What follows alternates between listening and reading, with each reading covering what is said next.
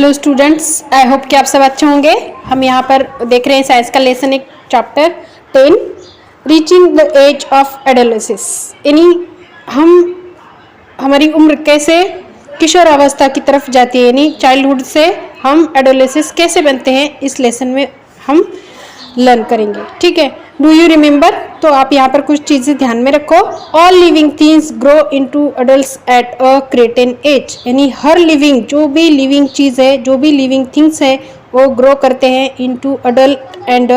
क्रेटेन age, यानी एक कुछ निश्चित एज तक जाने के बाद वो अडल्ट हो जाते हैं। Boys and girls different in their appearance and voice, यानी बॉयज़ और गर्ल्स जो है इनका डिफरेंट होता है अपीयरेंस, यानी जो अलग दिखते हैं, और उनकी आवाज़ भी चेंज हो जाती है। यहाँ पर we have different organ system in the body and perform different function, यानी हम सब की जो भी ऑर्गन्स रहते हैं, ऑर्गन सिस्टम रहता है, ये डिफरेंट बॉडी को परफॉर्म करता है, डिफरेंट फंक्शन, यानी उनका कार्य भी डिफरेंट होता है। ठीक है, इन दिस लेसन, इस लेसन में एक कंसेप्ट है यहाँ पर देखो। पहली है एडोलेसेंस, यानी किशोर अवस्था कैसी होती है, एंड दूसरी है चेंज ड्यूरिंग प्यूबर्टी, यानी प्यूबर्टी मीन्स यहाँ पर जो एडोलेसेंस होते हैं, चाइल्ड से एडल्ट, यानी जब हम एक छोटे बच्चे थे और अब हम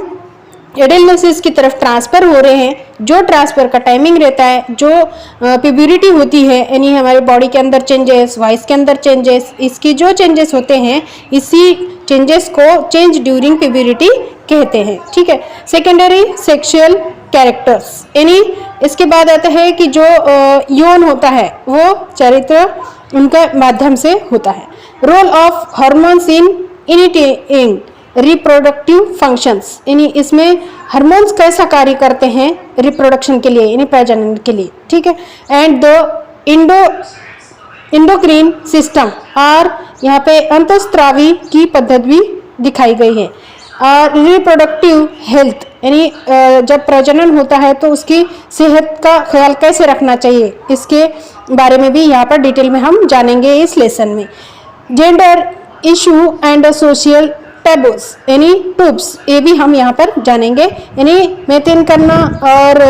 आगे बढ़ना या फिर सामाजिक निषेध कैसे होते हैं, टैब्स, यानी सोशल टैब्स, यानी सामाजिक जो भी टूब्स होते हैं, टैबूज होते हैं, वो हम यहाँ पर अच्छे से डिटेल में जानेंगे इस लेसन में। ठीक है, तो अब हम यहाँ पे स्टार्ट करते हैं lesson. Grow is one of the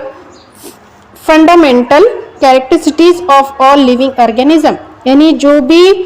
characters होते हैं, जो भी विशेषता होती है लिविंग ऑर्गेनिज्म की, जो भी जीवित जीव होते हैं, उन सभी की ग्रोथ होती है, मूलभूत कार्य करती है और उनका ग्रोथ होता है विशेष ऐसा। ठीक है, all human beings pass through various stage, हर ह्यूमन बींग्स जीव, जो भी जीव होता है, ये क्या करता है, वेरियस यानी अलग अलग स्टेज तक ग्रोथ करता है, during which they undergo several physical and emotional changes, यानी इसके अंदर क्या होते हैं, जो भी ऑल ह्यूमन बींग जो हैं पास करते हैं, थ्रो हो जाते हैं वेरियस स्टेज, यानी अलग अलग स्टेज पे ग्रोथ भी होती है उनकी इस दरमियान, और क्या करते हैं, फिजिकल इमोशनल चेंजेस भी इसके अंदर हो जाते हैं, यानी शारीरिक चेंजेस भी हो जाते हैं और इमोशनल चेंजेस भी होते हैं। ठीक है, growth beings right from the moment the zygote is form, यानी जो जाइगोट की ग्रोथ होती है इस समय में तो शुरुआत होती है, यानी जाइगोट जो है परफॉर्म करने के लिए शुरुआत होती है और ग्रोथ होती है। यहाँ पर the zygote growths reptile to from the foetus and the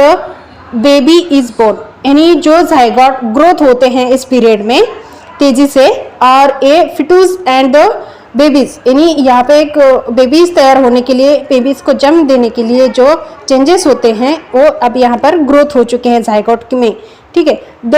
earliest period of growth from the birth of baby to the age of 2 years is now as infancy, यानी जो जल्द से जल्द इस पीरियड के दौरान जो भी ग्रोथ होती है बेबीज बर्थ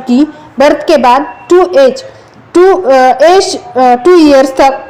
तो उसको क्या बोलने का, इन्फेंसी, यानी बचपन बोलते हैं। 2 साल का जब बेबीज होता है तो उसको इन्फेंसी कहते हैं। The age from 2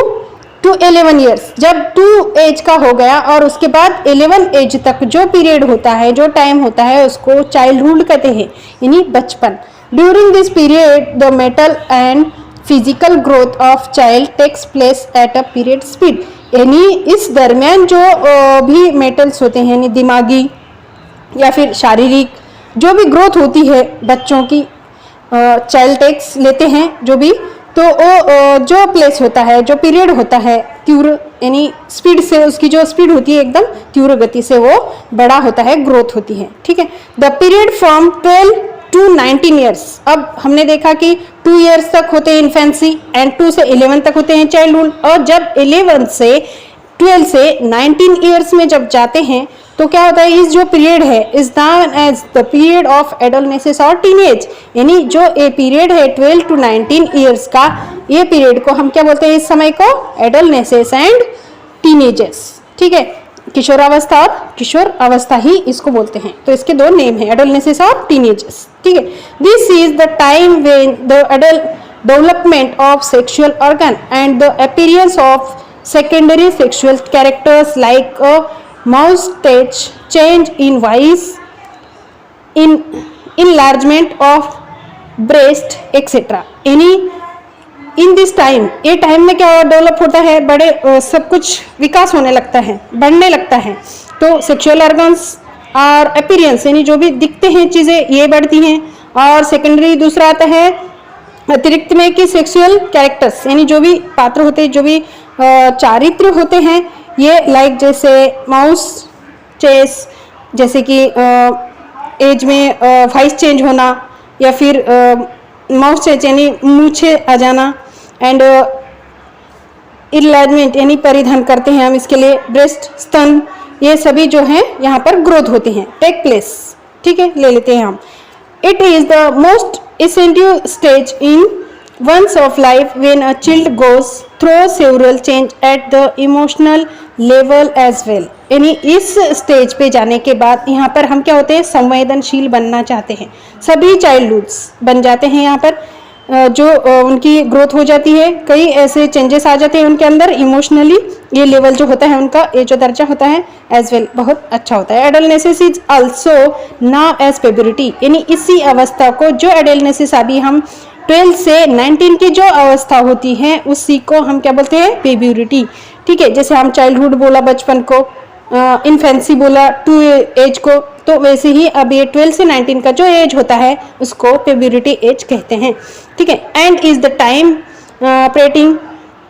is sexual maturity by the end of this stage the human body gets prepare for reproduction, यानी प्यूबर्टी की जो अवस्था होती है, जो टाइम पीरियड होता है, इसके संबंध में यहाँ पर सेक्सुअल प्रौढ़ता और स्टेज जो है ह्यूमन बींग्स का, बेबी गेट्स रिप्रोड्यूस यानी तैयार होने के लिए, रिप्रोडक्शन करने के लिए, प्रजनन करने के लिए जो है ग्रोथ अब यहाँ पर हो चुकी होती है। That is why the next stage, अब इसके बाद दूसरी एक स्टेज आती है, इज नाउ एज अडल्टहुड। तो इसके बाद जो स्टेज आती है वो हम जानेंगे एडल्टहुड के बारे में कि प्रौढ़ता कैसे होती है। तो let us learn discuss the period of adolescence in detail. तो एडोलसेंस के बारे में हम डिटेल में अगले सेक्शन में जानेंगे। ठीक है, थैंक यू फॉर वॉचिंग।